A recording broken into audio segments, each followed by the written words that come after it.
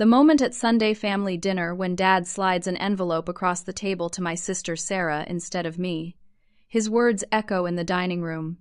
"We gave your wedding fund to your sister. She deserves a real wedding."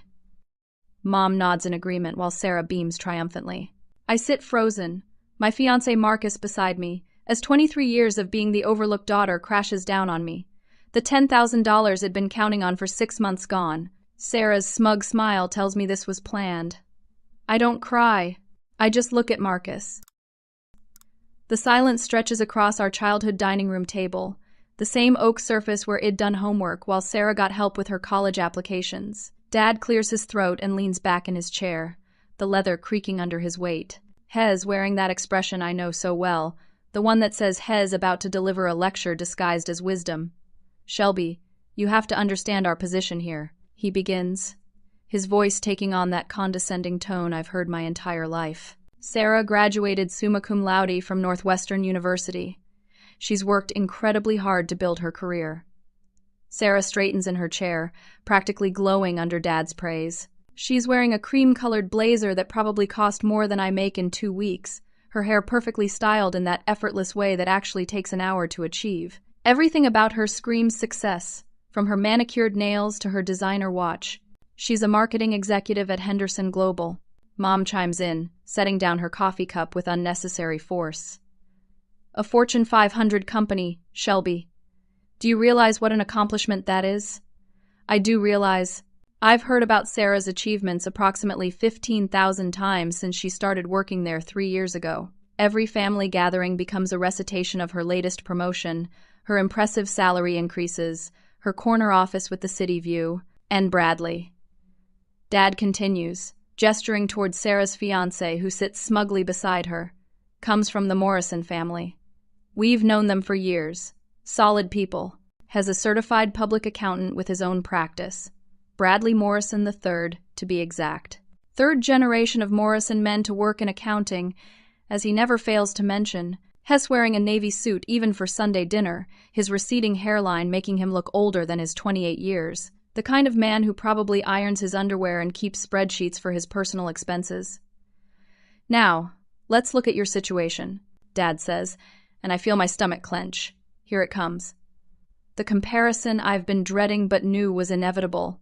You went to Riverside Community College?" he states, as if the words themselves are disappointing. Nothing wrong with that, mind you, but it's not the same level of achievement. You're working as a freelance graphic designer, living in that little apartment downtown. That little apartment happens to be a charming one-bedroom loft that I've decorated myself and absolutely love, but pointing that out won't help my case. I can feel Marcus' hand find mine under the table, his fingers intertwining with mine in a gesture of support that almost breaks my composure. "Marcus seems like a nice enough young man," Mom says, glancing at my fiancé with polite but distant appreciation. "But we don't really know what he does for work. Has always so vague when we ask about his job." I turn to look at Marcus, realizing for the first time that my family might have a point. In the 2 years we've been together, he's always said he works in technology when people ask. You've never pressed him for details because he seemed uncomfortable discussing work, and I respected his privacy. Now I'm wondering if there's more to his reluctance than simple modesty.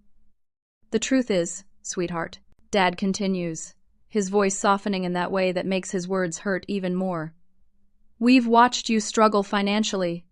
You've asked for help with rent more than once this year. We don't want to throw good money after bad." The phrase hits me like a physical blow. Throw good money after bad. As if my entire life, my relationship, my happiness is nothing more than a poor investment strategy. Sarah leans forward, her engagement ring catching the light from the chandelier above. It's a 2-carat princess cut that Bradley presented to her at the country club in front of half the town. The proposal made the society pages of our local newspaper. "I've always been responsible with money," she says, her voice carrying that particular blend of superiority and false concern that she's perfected over the years. "I have a savings account, a retirement plan, a solid credit score. I've never had to ask Mom and Dad for help with basic living expenses." The implication hangs in the air like smoke.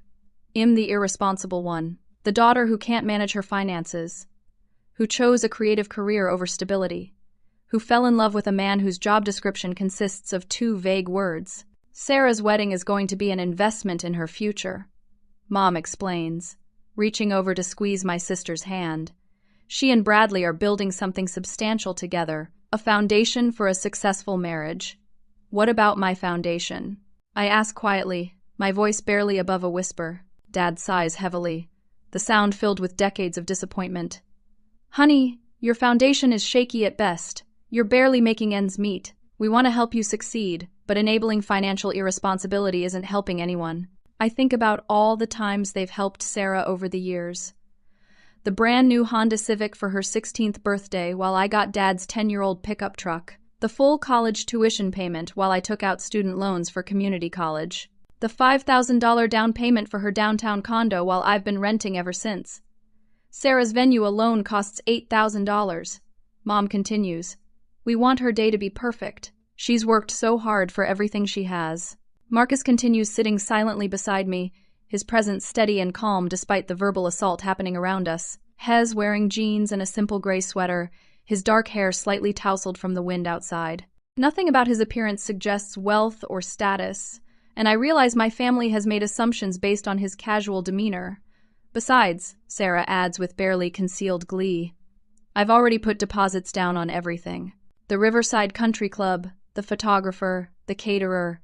Everything's been arranged based on having that money available. The country club where she works out, where Bradley plays golf every Saturday, where they'll host a reception that will undoubtedly be featured in the same society pages that announce their engagement, a wedding designed to impress their social circle rather than celebrate their love. We're not trying to hurt your feelings. Dad says, though his words accomplish exactly the opposite. We're trying to be practical, realistic about what makes sense for our family's financial future. Financial future. Not my happiness, not my love, not my dreams. Just dollars and cents and the appearance of success that Sarah has always provided, and I apparently never will. I look around the dining room where I've eaten thousands of meals, where I celebrated every birthday until I moved out, where I announced my engagement 6 months ago to lukewarm congratulations. The walls are covered with family photos, and I notice for the first time how many feature Sarah front and center while I hover in the background. Marcus squeezes my hand gently, and I realize he's been absorbing every word, every insult, every casual dismissal of our relationship and my worth as a daughter. His expression remains neutral, but I can sense something building beneath the surface. So that's it. I finally ask, 23 years of being your daughter, and this is how little my happiness means to you. Don't be dramatic, Mom says with an exasperated sigh. This isn't about love or happiness. It's about being sensible with our money. Sensible. Another word that feels like a slap. Nothing about me has ever been sensible enough for them. Not my career choice, not my living situation, not my fiancé, not my dreams. The envelope containing my wedding fund sits in front of Sarah like a trophy, and I can see her fingers drumming against the table in barely contained excitement. She's won again, just like she always does. Marcus finally stands up slowly, his chair scraping against the hardwood floor with deliberate precision. The sound cuts through the tension like a blade, and suddenly everyone's attention shifts to him. He reaches into his back pocket and pulls out his phone, his movements calm and measured. Should I tell them what I do for a living? He asks, but he's looking directly at me, not at my family. The question hangs in the air, and I realize with a jolt of surprise that I don't actually know the answer. In 2 years of dating, I've never pressed him for specifics about his work. He always said he worked in technology, and when I asked follow-up questions, he'd change the subject or give vague answers about software development and business solutions. What do you mean? I ask, my voice uncertain. Marcus turns his phone screen toward the table, and I see a professional website with clean lines and modern design. At the top, in bold letters, it reads Cloud Vault Solutions, and prominently displayed is a photograph of Marcus in a navy business suit, looking nothing like the casually dressed man standing beside me. Founder and Chief Executive Officer, he says simply, his voice carrying a confidence I've never heard before. I built a data security company from scratch. The words hit the dining room like a bomb. Sarah's face goes completely white, her mouth opening and closing like a fish out of water. Dad's coffee cup freezes halfway to his lips, and Mom actually drops her fork with a clatter that seems unnaturally loud in the sudden silence. I started Cloud Vault in my garage 5 years ago, Marcus continues, his voice steady and matter-of-fact. We provide cybersecurity solutions for major corporations, protecting their sensitive data from hackers and security breaches. He scrolls through his phone, showing us page after page of information. Employee profiles, company achievements, news articles featuring his business. I see photos of Marcus shaking hands with executives in boardrooms, speaking at technology conferences, accepting awards for innovation in cybersecurity. We currently employ 237 people across 4 office locations, he says, his tone remaining conversational despite the magnitude of what he's revealing. Dallas, Atlanta, Denver, and our headquarters here in Austin. Bradley's face has gone from smug superiority to slack-jawed disbelief. His accounting practice suddenly seems very small in comparison to a multi-office technology corporation. Last month, we went public. Marcus continues, swiping to show a Forbes article with his photograph prominently featured. The company is currently valued at $47 million. I feel like the floor has dropped out from under me. $47 million. The man I've been sharing a bed with for 2 years. The man who drives a 7-year-old Honda Accord and shops at Target owns a company worth $47 million. Why didn't you ever tell me? I whisper, my voice barely audible. Marcus turns to me, his expression softening for the first time since this conversation began. Because I wanted to make absolutely sure you loved me for who I am, not for what I have. I've seen too many relationships destroyed by money and expectations. Dad starts making stuttering sounds, trying to form words that won't come. His earlier comments about Marcus being vague about his job now sound incredibly foolish, and I can see the realization dawning on his face. But you drive a Honda, Sarah says weakly, as if this fact somehow negates everything Marcus has just revealed. I drive a Honda because it's reliable and efficient. Marcus replies with a slight smile. I dress casually because I'm comfortable. I don't need expensive clothes or flashy cars to validate my success. He pulls up another screen on his phone, showing a news article from the Austin Business Journal. The headline reads, Local Tech CEO named Entrepreneur of the Year. And there's Marcus again, this time holding a crystal award and standing next to the mayor. You've probably seen our commercials, he says to my parents. Cloud Vault, protecting your digital future. We sponsor the Austin FC soccer team. Mom's face crumples as she recognizes the company name. Their commercials run constantly during the evening news, featuring sleek graphics and testimonials from satisfied corporate clients. The business they've been watching advertised for months belongs to my boyfriend. I've been keeping a low profile because I wanted our relationship to develop naturally, Marcus explains, his attention focused entirely on me. Too many people change when they find out about money. They start seeing dollar signs instead of the person. Bradley clears his throat nervously, clearly uncomfortable with how this revelation shifts the entire power dynamic of the evening. What exactly does your company do? He asks, his voice strained. We prevent data breaches, Marcus explains patiently. When hackers try to steal customer information, employee records, financial data, trade secrets, we stop them. Our software creates multiple layers of security that adapt in real time to new threats. He shows us client testimonials from companies I recognize immediately. Major banks, hospital systems, retail chains, technology firms. The scope of his business influence is staggering. The demand for cybersecurity has exploded over the past few years. Marcus continues. Every business needs protection, and the threats are constantly evolving. We've been growing by about 40% annually. I think about all the evenings Marcus spent on his laptop, claiming he was just checking some work stuff. The phone call's head take in the other room, saying it was just a quick business call. The occasional trips out of town that he described as boring tech conferences. Forbes featured us in their 30 under 30 list last year, he says, scrolling to show the magazine article. Incorporated magazine named us one of the fastest-growing private companies in Texas.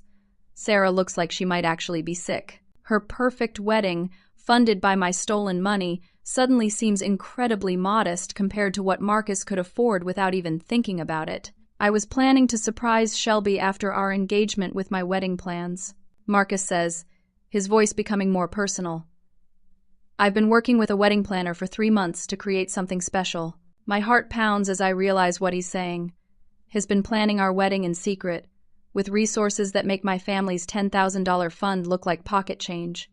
The thing is, Marcus says, his tone becoming more serious as he looks directly at Dad, respect and love shouldn't depend on bank account balances or job titles. I've been sitting here listening to you dismiss your daughter's happiness based on assumptions you never bothered to verify.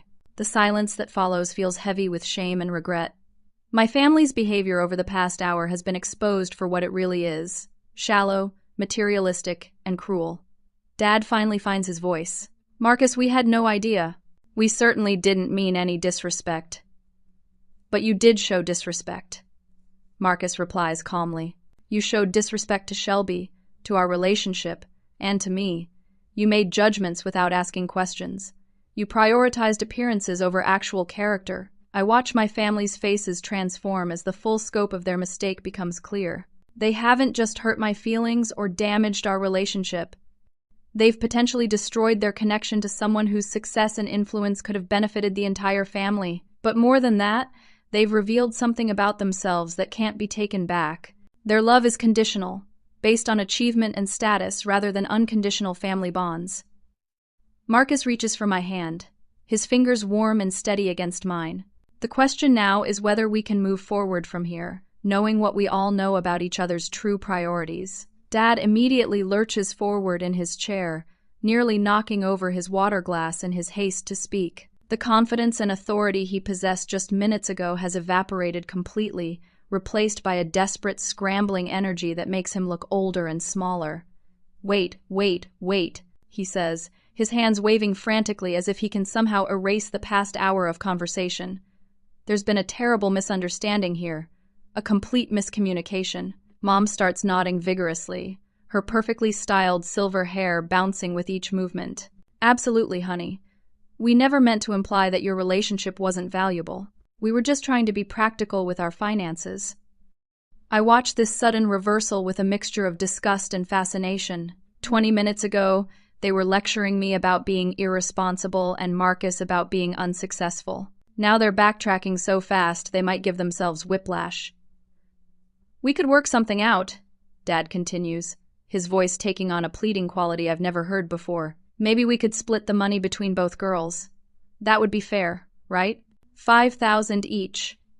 Sarah's reaction is immediate and explosive. Her face flushes bright red, and she slams her palm down on the table hard enough to make the dishes jump. Absolutely not! That money was given to me.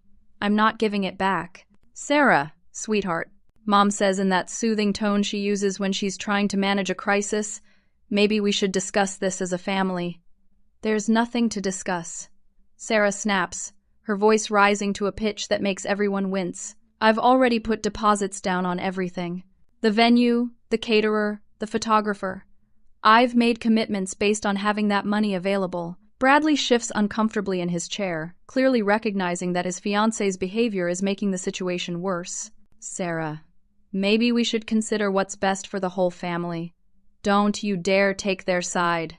Sarah whirls on him, her perfectly applied makeup starting to crack under the strain of her emotions. You were sitting right here nodding along when they explained why I deserved this money more than her.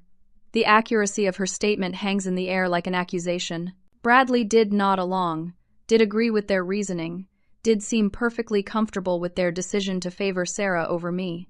Marcus remains standing, his posture relaxed but alert, as watching this family meltdown with the detached interest of someone observing a fascinating but unfortunate social experiment. We could take out a loan, Mom suggests desperately, her voice cracking slightly. A home equity loan. We could fund both weddings that way. That's very generous, Marcus says politely, but completely unnecessary. I can handle our wedding expenses. His calm response only seems to increase my family's panic. Dad starts calculating out loud, muttering about interest rates and monthly payments, trying to figure out how to undo the damage they've created. I finally speak up, my voice cutting through their frantic planning. Do you want to know what the worst part of this is? Everyone turns to look at me, and I realize I have their complete attention for the first time in years. Not because of an achievement or an accomplishment, but because I finally have something they want, access to Marcus and his success. The worst part is that this has nothing to do with money, I continue, my voice growing stronger with each word. This is about 23 years of being treated like the consolation prize daughter, the backup child, the one who's never quite good enough. I stand up, my legs surprisingly steady despite the emotional earthquake happening inside me. Do you remember my college graduation from Riverside Community College? Sarah had a dinner party that same weekend for her promotion, and you missed my ceremony. Mom's face crumples. Shelby? We explained that. Sarah's dinner was already planned, and we thought you'd understand. What about my 21st birthday? I ask, my voice gaining momentum. You took me to dinner at Applebee's. Sarah's 21st birthday got a surprise party at the country club with 50 guests. Dad starts to protest, but I hold up my hand to stop him. When I got my first freelance contract with Morrison Industries, you congratulated me for 30 seconds before launching into a 10-minute speech about Sarah's latest client acquisition. The room falls silent as my family realizes I've been keeping score all these years, cataloging every slight, every disappointment, every moment when they chose Sarah over me. Sarah's expression shifts from anger to something approaching guilt. Shelby, I never asked for special treatment. You didn't have to ask, I reply. It was freely given, always, without question. And when you needed wedding money, it never occurred to anyone to consider that maybe, just maybe, both daughters deserved equal support. Marcus places a gentle hand on my shoulder, a silent gesture of support that gives me strength to continue. You want to know why I never told you about my struggles? I ask, looking directly at Dad. Because every time I've ever needed help, it came with a lecture about Sarah's superior life choices. Every single time. Mom starts crying, delicate tears that don't mess up her makeup. We were trying to encourage you to be more like Sarah, to make better decisions. Better according to who? I ask. I love my job. I love my life. I love my apartment and my independence and my relationship with Marcus. But none of that mattered to you because it didn't look like Sarah's version of success. Bradley clears his throat nervously. Maybe we should all take a step back here. This is getting very emotional. Marcus turns to look at Bradley with an expression of mild curiosity. Actually, I'm finding this very educational. I'm learning a lot about family dynamics and value systems. The comment makes Bradley flush uncomfortably, as if he's just realized he's being evaluated and found wanting. Dad pulls Mom aside, and they huddle together in the corner of the dining room, whispering frantically. I catch fragments of their conversation, phrases like damage control and fix this somehow, and what if he tells people? Sarah sits in her chair looking stunned, as if she's seeing our family clearly for the first time. The envelope with my wedding money sits in front of her like evidence of a crime, and she keeps glancing at it uncertainly. You know what's funny? I say, my voice carrying a bitter edge I've never allowed myself before. If you'd just asked Marcus about his work, instead of assuming he was unsuccessful, you would have learned all of this months ago. But you never bothered to get to know him because he didn't fit your narrow definition of an appropriate partner. Marcus nods thoughtfully. I've been coming to family dinners for 8 months. 8 months of polite conversation where nobody ever asked me meaningful questions about my work, my goals, or my relationship with your daughter. The indictment is clear and devastating. My family has been so focused on surface-level judgments that they completely missed getting to know the man I'm planning to marry. We can fix this, Dad says, returning from his whispered conference with Mom. We can make this right, Marcus. I hope you'll give us that chance. Marcus considers this for a long moment, then turns to me. What do you want to do, Shelby? This is your family, your decision. For the first time in my life, the power dynamic in this room has shifted in my favor. My family needs something from me now, and I have the ability to grant it or withhold it. I want my wedding fund back, I say simply. Sarah's grip tightens on the envelope. I told you, I'm not giving it back. I've already made commitments. Then I guess we know where everyone's priorities really lie. I reply, reaching for my purse. The statement lands like a final blow, and I can see the exact moment when my family realizes they might lose me entirely. Not just for this evening, but potentially forever. Marcus reaches into his jacket and pulls out a sleek tablet, the kind of device that screams premium technology and expensive taste. His movements are deliberate and calm, like a magician about to reveal the trick that will leave everyone speechless. Shelby, he says, his voice gentle but carrying an undercurrent of excitement. "I'd like to show you what I've been working on for the past 3 months." My heart skips as he powers on the device, the screen illuminating with crisp, vibrant colors. Whatever he's about to show me, I can tell from his expression that it's something special.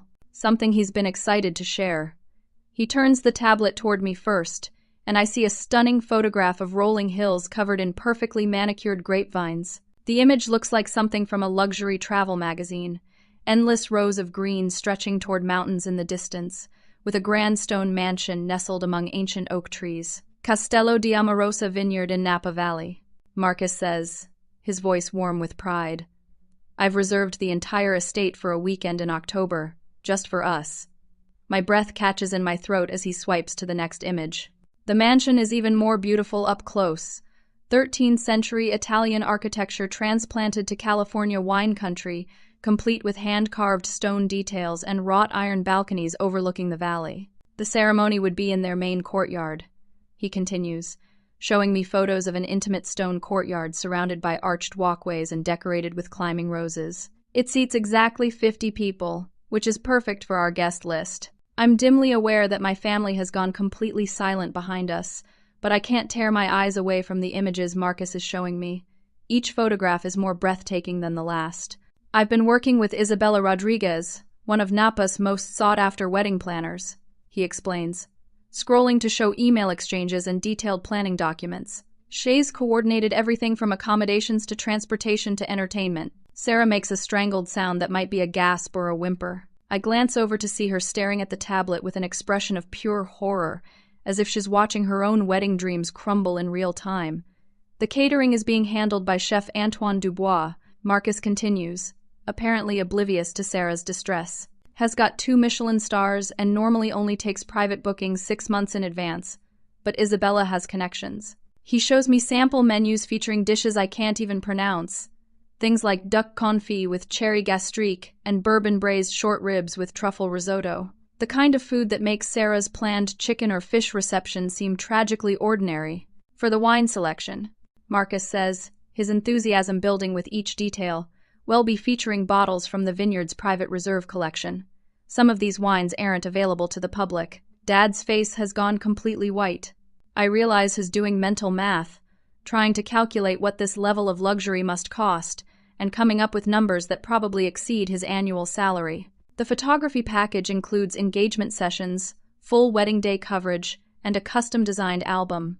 Marcus continues, showing me sample work from what is clearly a world-class photographer, plus videography with drone footage of the valley.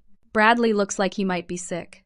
His own wedding plans probably involve a local photographer and a DJ who also works school dances. For accommodations, I've reserved the entire guest house complex. Marcus says, scrolling to show charming stone cottages scattered throughout the vineyard property. Everyone will stay on site for the weekend, so it's more like an intimate retreat than a traditional wedding. Mom finally finds her voice. "Marcus, this must be costing a fortune. You don't need to go to such extremes." The total budget is $78,000. Marcus says matter-of-factly, as if he's discussing the price of groceries, which is about average for a destination wedding of this caliber. Sarah makes another strangled noise. $78,000 is almost 8 times what my parents were planning to give me for my entire wedding. Transportation includes a luxury coach for guests traveling from Austin. Marcus continues, plus helicopter transfers for the bride and groom on the wedding day. Isabella thought it would make for dramatic photography. Helicopter transfers. I'm getting married at a castle and arriving by helicopter. The absurdity and romance of it makes me want to laugh and cry simultaneously. The entertainment features a live string quartet for the ceremony and cocktail hour, he says, showing me videos of the musicians performing at other high-end events. Then a jazz trio for dinner, and a DJ for dancing afterward. He pauses, looking directly at me with an expression of vulnerability I've rarely seen from him. I wanted our wedding to be something magical, something that reflects how special our relationship is to me. I realize I'm crying, but they're tears of overwhelming gratitude and love, rather than the hurt and betrayal I felt earlier. This man has been secretly planning the wedding of my dreams while my family was questioning whether I deserved their modest support. The flower arrangements are being designed by the same florist who did the royal wedding in Monaco last year. Marcus continues, showing me elaborate bouquets and centerpieces that look like art installations. Sarah's perfectly composed facade finally cracks completely. "This isn't fair," she whispers, her voice breaking. "I was supposed to have the better wedding. I was supposed to be the daughter with the perfect life." The statement reveals so much about her mindset, about the competition that has defined our relationship for our entire lives. In Sarah's world, there can only be one winner, one daughter who gets the fairy tale ending. "Love isn't a competition, Sarah," Marcus says gently, his tone more compassionate than she deserves. "Success isn't about having a bigger wedding than someone else." Dad appears to be having some kind of breakdown, staring at the tablet screen with glazed eyes. $78,000, he keeps repeating under his breath, as if saying the number will help him process its magnitude. The wedding cake is being designed by the same pastry chef who creates desserts for the French Laundry. Marcus adds, showing me sketches of an elaborate 5-tier creation that looks more like sculpture than food. Bradley finally speaks up, his voice strained with barely concealed panic. "Sarah, honey, maybe we should reconsider our plans. Maybe we should postpone until we can afford something more comparable." "With what money?" Sarah snaps, her composure completely shattered. "You heard them. They're not giving us anything now. Your family already said they can't contribute more than $2,000. The revelation that Bradley's family contribution is so modest adds another layer of humiliation to Sarah's situation. Her perfect wedding is falling apart in real time. The honeymoon is 2 weeks in the Seychelles. Marcus continues, apparently determined to share every detail of his elaborate planning. Private villa, personal chef, helicopter tours of the islands. I look around the room at my family's faces and see a mixture of awe, regret, and panic. They're realizing that their $10,000 wedding fund wasn't just inadequate, it was insulting compared to what Marcus had planned to provide. But more than that, they're seeing the consequences of their assumptions and prejudices played out in real time. They judged Marcus based on his appearance and casual demeanor, and they were catastrophically wrong. The man they dismissed as unsuccessful and vague has been planning a wedding that will probably be featured in luxury lifestyle magazines. The daughter they considered a disappointment is about to become the bride in what sounds like a fairy tale.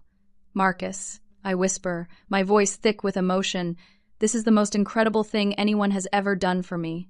He closes the tablet and takes my hands in his expression serious and loving. "You deserve to be celebrated, Shelby. You deserve to have people recognize how amazing you are. If your family can't see that, then we'll surround ourselves with people who can." The statement is both a declaration of love and a subtle threat.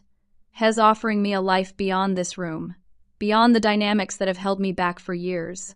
My family is beginning to understand that they're not just losing a daughter, they're losing access to a world of influence and success that they can't even imagine. Marcus pauses thoughtfully, his head tilting slightly as if a memory has just surfaced. He looks directly at Sarah, and there's something in his expression that makes everyone lean forward slightly.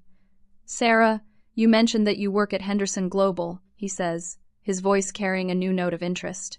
"What department are you in again?" Sarah straightens proudly, apparently grateful for a chance to redirect attention to her professional achievements. "Marketing and corporate communications. I'm the senior account director for their technology sector clients." "Henderson Global," Marcus repeats slowly, pulling his phone back out. That name is very familiar. He scrolls through his contacts and recent emails, his expression growing more thoughtful by the second. The rest of us wait in silence, sensing that something significant is about to unfold. "Here it is," Marcus says, turning his phone screen toward the table. "Cloud Vault Solutions has a comprehensive cybersecurity contract with Henderson Global. We've been protecting their corporate data systems for the past 18 months. The color drains from Sarah's face so quickly I worry she might actually faint. Her mouth opens and closes several times, but no sound comes out. "The contract is worth $2.3 million annually." Marcus continues, his tone remaining conversational despite the bombshell he's just dropped. "We provide security for their customer databases, employee records, financial systems, and proprietary research data." Bradley grabs Sarah's arm, his own face going pale as he realizes the implications. "Sarah, honey, maybe we should. It's one of our larger accounts," Marcus says, scrolling through what appears to be a detailed contract summary. "I work directly with their chief technology officer, Robert Henderson. and their vice president of operations, Linda Chen. Sarah finally manages to speak, her voice barely above a whisper. You know my bosses. I had dinner with Robert and Linda just last week. Marcus replies casually. We were discussing expanding our services to include their new overseas offices. Lovely people, very professional. The irony of the situation is staggering. Sarah has been sitting here bragging about her corporate success and superior career achievements, completely unaware that her sister's fiancé literally holds a contract that could make or break her company's digital security. In fact, Marcus continues, pulling up his calendar. I'm attending Henderson Global's annual corporate gala next month. CloudVault is one of their premier vendor sponsors. Mom makes a small choking sound. The corporate gala is the event Sarah has been talking about for months. The opportunity to network with executives, the chance to showcase her department's achievements, the evening that could determine her next promotion. I'll probably be seated at the executive table. Marcus adds thoughtfully. As one of their key technology partners, Dad appears to be doing rapid calculations in his head, trying to understand the full scope of Marcus' business influence. If CloudVault provides cybersecurity for a Fortune 500 company, then Marcus isn't just successful, he's operating at the highest levels of corporate America. Sarah, Bradley whispers urgently, maybe you should apologize. This could affect your career. I keep personal and business relationships completely separate, Marcus says quickly, apparently reading the panic in Sarah's expression. My professional dealings with Henderson Global have nothing to do with family matters. The reassurance should make Sarah feel better, but instead she looks even more distressed. She's realizing that she's spent the evening insulting and dismissing someone who could potentially influence her professional future, even if he promises not to. That said, Marcus continues, his tone becoming more serious. The damage to our family relationships is another matter entirely. I watch my family absorb this information, seeing their expressions shift from panic to calculation to regret. Dad particularly looks like he's trying to figure out how to salvage a situation that has spiraled completely beyond his control. The technology sector is smaller than people think, Marcus explains, his voice taking on an educational tone. Executives move between companies regularly. Industry conferences bring everyone together. Word travels fast about both professional competence and personal character. The implied threat is subtle but unmistakable. In a world where reputation and relationships matter, burning bridges with the wrong person can have lasting consequences. Marcus, Dad says carefully. I hope you know that our family issues tonight don't reflect any disrespect for your professional achievements. Actually, they do, Marcus replies calmly. You made assumptions about my character and capabilities based on limited information. In business, that kind of prejudgment can be catastrophic. Sarah looks like she might actually be sick. Her perfect career, the cornerstone of her identity and the family's pride, is suddenly vulnerable in ways she never anticipated. I work with dozens of companies across multiple industries, Marcus continues, his tone remaining educational rather than threatening.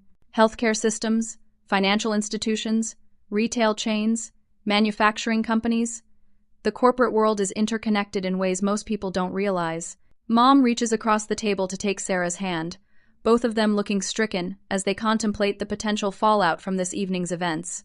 For example, Marcus says, scrolling through his phone again, CloudVault also provides services for Morrison Financial Services. Bradley's face goes white. That's my uncle's firm. Small world, Marcus says with a slight smile. We implemented their new security protocols last quarter. Your Uncle Richard speaks very highly of our work. The web of connections is becoming clear, and my family is trapped at the center of it. They've insulted and dismissed someone who has professional relationships throughout their social and business circles. I'm curious, Marcus says, looking directly at Bradley. Does your uncle know about tonight's dinner conversation? About how your family views financial responsibility and professional success? Of course not, Bradley stammers. This is a private family matter. Private family matters have a way of becoming public knowledge, Marcus observes, especially in small communities where everyone knows everyone else. I realize that Marcus isn't threatening my family so much as educating them about the potential consequences of their behavior. In their small social world, reputation matters enormously, and they've just revealed some very unflattering aspects of their character to someone with significant influence. Sarah finally finds her voice, though it's shaky and uncertain. Marcus, I hope you understand that I was just supporting my parents' decision. I didn't mean any personal disrespect. The road to professional destruction is paved with good intentions. Marcus replies gently. Character matters, Sarah. Integrity matters. How you treat people when you think they can't help you reveals who you really are. The lesson is clear and devastating. My family treated Marcus poorly because they thought he was unsuccessful and insignificant. Now they're discovering that their judgment was not only wrong, but potentially damaging to their own interests. Dad clears his throat nervously. Marcus, I hope we can put this evening behind us and move forward as a family. That depends entirely on what happens next. Marcus says, his attention turning back to me. This is Shelby's decision to make. Once again, the power in the room has shifted in my direction. My family's future relationship with Marcus, and potentially their standing in their small social world, depends on how I choose to respond to their treatment of me. But more than that, they're learning that actions have consequences, and assumptions can be dangerous. The casual cruelty they showed me tonight might have lasting repercussions they never anticipated. The evening has become a masterclass in the importance of treating everyone with respect, regardless of their apparent status or success. My family is getting an education they'll never forget. 2 weeks later, my phone rings at 7:30 in the morning. I'm barely awake when I hear Sarah's voice on the other end, and she's crying so hard I can barely understand what she's saying. Shelby, please, I need help. She sobs into the phone. Everything is falling apart. I sit up in bed, instantly alert. Despite everything that happened at family dinner, hearing my sister in genuine distress triggers my protective instincts. What's wrong? What happened? The venue. She gasps between tears. Riverside Country Club called yesterday. They're doubling their prices. They said there were unforeseen maintenance costs that require additional fees. I glance at Marcus, who's stirring beside me. We're in his downtown loft, which I've learned is actually a penthouse apartment worth more than most people's houses. Through the floor-to-ceiling windows, Austin's skyline stretches out in the early morning light, doubling. I ask, trying to process what Sarah is telling me. That's illegal. You have a contract. The contract has a clause about facility improvements. Sarah explains, her voice cracking. They're renovating the ballroom and upgrading the kitchen, and they're passing the costs along to existing bookings. I feel a stab of sympathy despite everything. The Riverside Country Club has been Sarah's dream venue since high school. She used to talk about having her wedding reception in their elegant ballroom overlooking the golf course. How much are they asking for now? I inquire gently. $18,000, Sarah whispers. The original quote was $8,000. Even with Mom and Dad's money, I can't cover the difference. Marcus sits up beside me, his hair tousled from sleep. He mouths everything okay, and I nod, though I'm not sure that's true. What about Bradley's family? I ask. Didn't they promise to help?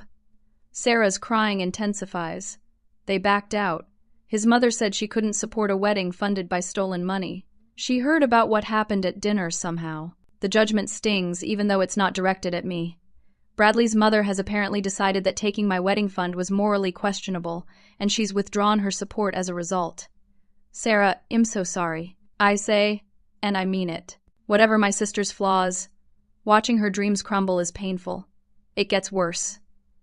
Sarah continues, her voice hollow with despair. My maid of honor quit. Jessica said she couldn't stand up for someone who would steal her sister's wedding money. 3 of my bridesmaids have dropped out too. I close my eyes, imagining the social fallout Sarah must be experiencing. News travels fast in our hometown, and apparently the story of our family dinner has spread beyond our immediate circle. The dress shop is demanding full payment up front now. Sarah goes on. They said my credit was flagged for some reason, and they don't trust me to make payments. Marcus gets up and quietly starts making coffee, giving me privacy for the conversation while staying close enough to offer support if I need it. What about Bradley? I ask. Isn't he helping with any of this? Sarah's laugh is bitter and completely without humor. Bradley is having second thoughts about everything. He said maybe we should postpone the wedding until our finances are more stable. The irony is devastating. Sarah's fiancé, who was so smugly confident about their superior relationship just 2 weeks ago, is now questioning their entire future based on financial stress. The photographer canceled yesterday, Sarah continues. She said she couldn't fit us in anymore, but I think she just doesn't want to be associated with the drama. I lean back against the headboard, trying to process the complete collapse of Sarah's wedding plans. Everything that seemed so secure and well-planned has unraveled in a matter of days. My boss called me in for a meeting. Sarah adds quietly. Someone in HR heard rumors about family issues affecting my professional judgment. They wanted to make sure there weren't any ethical concerns. My stomach drops. Marcus' prediction about reputation and professional consequences is coming true faster than any of us anticipated. What did you tell them? I ask. I said it was a private family matter. Sarah replies, but they seemed concerned about my stress levels affecting my work performance. I think they're watching me now. The cascade of consequences continues. Sarah's personal drama is affecting her professional life, which adds financial stress to an already overwhelming situation. The caterer wants to meet this week to discuss payment concerns. Sarah goes on. I think they're going to cancel too. I look across the room at Marcus, who's preparing breakfast with the casual efficiency of someone whose life is organized and under control. The contrast between his stability and my family's chaos is stark. Mom and Dad tried to help, Sarah says. They looked into taking out a home equity loan, but the bank said their debt-to-income ratio is too high. They can't qualify for additional financing. The revelation that my parents are struggling financially adds another layer to this disaster. Their decision to give away my wedding fund wasn't just favoritism. It might have been their last available resource. Sarah, I say gently, maybe you should consider scaling back the wedding, having something smaller and more intimate. I can't, she sobs. I've already sent invitations. I've told everyone at work about the venue and the details. If I change everything now, it will look like I can't afford what I promised. Pride. Even in crisis, Sarah's primary concern is how her situation appears to others rather than finding practical solutions. Bradley's family is talking about eloping. Sarah continues, his mother suggested we just go to Las Vegas and have a simple ceremony. But that's not what I wanted. That's not what I planned. I think about the irony of Sarah potentially ending up with the kind of simple wedding she criticized me for planning, while I'm preparing for an elaborate destination celebration in Napa Valley. The worst part, Sarah whispers, is that everyone keeps asking me about Marcus' company. People found out he owns Cloud Vault, and now they're all asking why we're not having a fancy wedding too. The comparison must be torture for Sarah, who's spent our entire lives being the successful sister, the one with the better everything. Now she's facing the possibility of a modest wedding while I'm planning something from a fairy tale. I don't know what to do, Shelby. Sarah admits, I've made such a mess of everything. For the first time in our adult lives, my sister is asking me for help rather than offering unwanted advice. The reversal of our usual dynamic is profound and heartbreaking. Marcus approaches the bed with a cup of coffee for me, his expression concerned. Hez clearly picking up on the emotional weight of the conversation. Sarah, I say carefully, what exactly are you asking me to do? The silence that follows is loaded with unspoken possibilities. I know what she wants. She wants access to Marcus' resources, his connections, his ability to solve problems with money and influence. I was hoping, Sarah says quietly, that maybe Marcus might consider helping. As a family member, the request hangs in the air like a challenge. After everything that happened, after all the insults and assumptions, my sister is asking the man she dismissed to rescue her wedding. I'll talk to him. I say finally. But Sarah, I need you to understand something. This isn't about money. This is about respect and relationships and how we treat each other. I know, she whispers. I know I messed up. I just don't know how to fix it. The conversation ends with promises to call back later, but I can hear the desperation in Sarah's voice. Her perfect life is crumbling, and she's running out of options. Marcus sits beside me on the bed, his expression thoughtful. Family crisis, he asks gently. I nod, summarizing the conversation for him. He listens without judgment, his business mind probably analyzing the situation from multiple angles. What do you want to do? He asks, when I finish. The question puts the power in my hands once again. I have the ability to help or not help, to extend grace or enforce consequences. The decision will define not just my relationship with Sarah, but the kind of person I choose to be in response to crisis. Marcus and I have our wedding on a perfect October afternoon in Napa Valley, surrounded by rolling vineyards and unseasonably warm sunshine. The ceremony takes place in the stone courtyard of the Castello di Amorosa, exactly as Marcus planned, with 50 of our closest friends and family members witnessing our vows. I wear a dress that cost more than Sarah's entire original wedding budget, custom designed by a seamstress who usually works for Hollywood celebrities. Marcus looks devastatingly handsome in a charcoal gray suit that was tailored specifically for him in Italy. When the minister pronounces us husband and wife, the string quartet plays Pachelbel's canon, while white doves are released into the afternoon sky. The reception is everything Marcus promised and more. Chef Dubois creates culinary magic that has our guests talking for months afterward. The wine flows freely from the vineyard's private collection, and the jazz trio provides the perfect soundtrack for dancing under strings of lights as the sun sets behind the mountains. Our wedding photos are stunning enough to grace the pages of a luxury lifestyle magazine, which they eventually do when Town & Country features our celebration as one of the most beautiful destination weddings of the year. The article mentions Marcus' business success and describes our love story as a modern fairy tale of genuine connection triumphing over superficial judgments. Sarah's wedding takes place 2 months later in the community center attached to their church.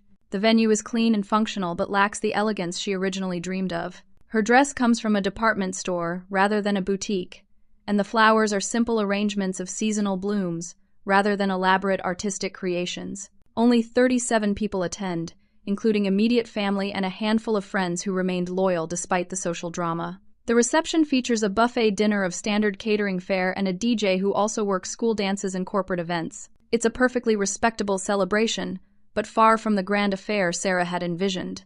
Dad officiates the ceremony, having gotten ordained online specifically for the occasion. His speech about love and commitment carries genuine emotion, but there's an underlying sadness in his voice as he realizes how much damage the family's favoritism has caused over the years. 3 months after Sarah's wedding, Dad calls and asks if he can take me to lunch. We meet at a small cafe downtown, just the two of us, and for the first time in my adult life, he listens more than he talks. I've been seeing a therapist, he tells me, stirring his coffee absently. Your mother suggested it after everything that happened. She said we needed help understanding why we treated you so differently than Sarah. The admission surprises me. Dad has never been one for emotional introspection or professional counseling. The fact that he's seeking help suggests a genuine desire to change rather than simply managing a crisis. The therapist helped me realize that I was trying to live vicariously through Sarah's achievements. Dad continues, his voice heavy with regret. I pushed my own unfulfilled ambitions onto her success, and I dismissed your accomplishments because they didn't match my narrow definition of achievement. We talk for 2 hours, and Dad apologizes not just for the wedding fund incident, but for years of subtle and not-so-subtle favoritism. He acknowledges specific instances I've carried in my heart for decades, validating feelings I'd started to think were overreactions or misunderstandings. I'm proud of you, Shelby, he says as our lunch winds down. I'm proud of your creativity, your independence, your ability to build a life that makes you happy. I should have told you that years ago. The words I've been waiting my entire life to hear finally come, and they mean more to me than any wedding fund ever could. Mom starts making deliberate efforts to treat Sarah and me equally, sending birthday cards with equal enthusiasm and asking about our lives with equal interest. She begins including Marcus in family conversations as a valued member rather than an outsider to be politely tolerated. The changes aren't perfect or immediate, but they're genuine and consistent. My parents are working to rebuild our relationship on a foundation of mutual respect rather than conditional approval based on achievements. Sarah and I have lunch 6 months after her wedding, and she looks different somehow. Less polished, less concerned with appearances, more genuinely relaxed than I've seen her in years. Marriage is harder than I expected, she admits, picking at her salad. Bradley and I are learning to live within our means instead of trying to impress everyone with what we can afford. She tells me about their modest apartment, their careful budgeting, their decision to focus on building a solid foundation rather than maintaining an image of success. The financial stress from the wedding disaster forced them to reassess their priorities and values. I owe you an apology, Sarah says quietly. Not just for the wedding money, but for years of competing with you instead of supporting you. I was so focused on being the successful sister that I forgot how to be a good sister. We cry together in the restaurant, releasing decades of rivalry and resentment. For the first time in our adult lives, we talk about building a relationship based on love and mutual support rather than comparison and competition. Your wedding was absolutely beautiful, Sarah adds. I saw the magazine article. You looked radiant, and Marcus looked at you like you were the most precious thing in the world.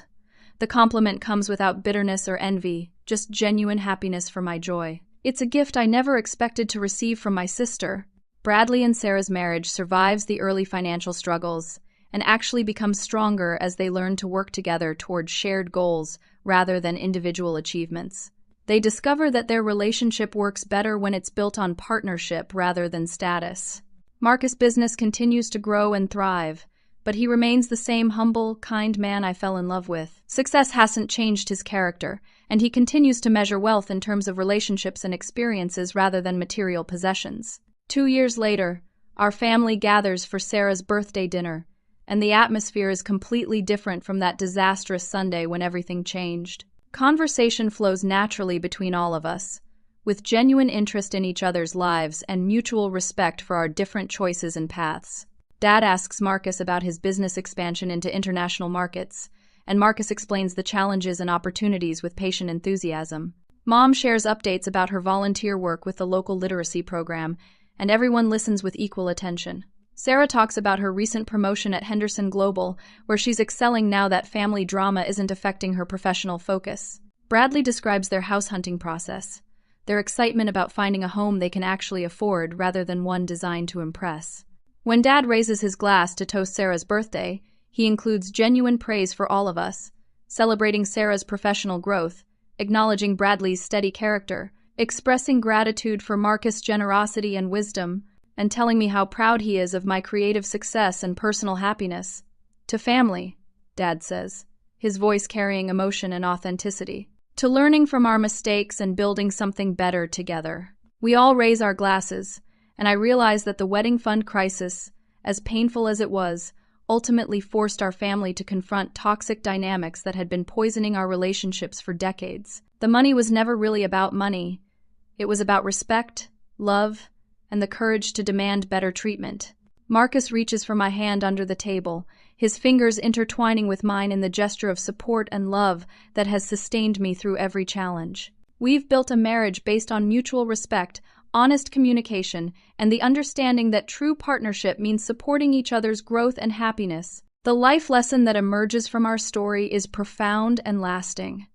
Genuine wealth lies not in bank accounts or status symbols, but in authentic relationships built on respect, understanding, and unconditional love. True success means having the courage to stand up for yourself when you're being treated poorly, and the wisdom to recognize when people are genuinely trying to change and grow. Money can't buy respect, and achievements mean nothing if they come at the cost of family bonds.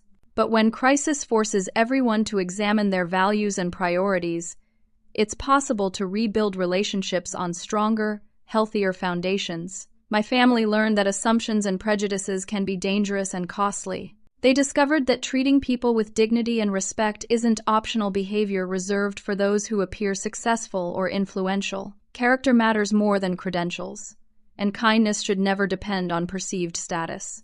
I learned that my worth isn't determined by other people's opinions or approval, even when those people are family members I love deeply. Sometimes standing up for yourself requires accepting that relationships might be damaged in the process, but authentic connections are worth the risk of temporary conflict.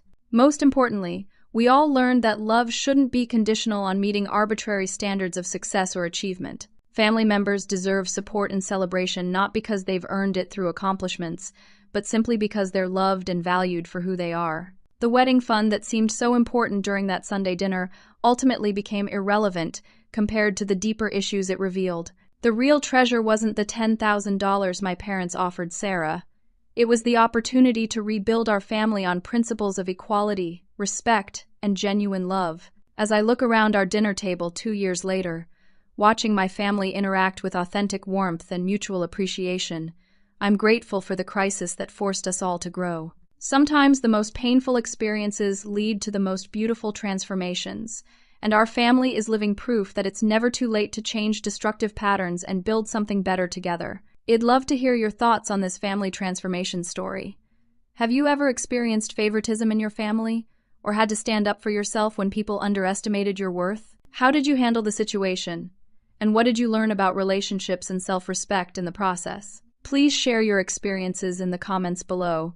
Your story might help others who are dealing with similar family dynamics. If this story resonated with you, please consider liking this video to help others find it, subscribing to our channel for more real-life stories about overcoming family challenges and finding your inner strength, and sharing this with anyone who might benefit from hearing about the power of standing up for yourself with dignity and grace. Thank you so much for listening to Shelby's journey from overlooked daughter to confident woman who demanded the respect she deserved. Remember that your worth isn't determined by other people's opinions. And sometimes the most difficult conversations lead to the most meaningful transformations. Until next time, keep believing in your own value and never settle for treatment that doesn't reflect your true worth.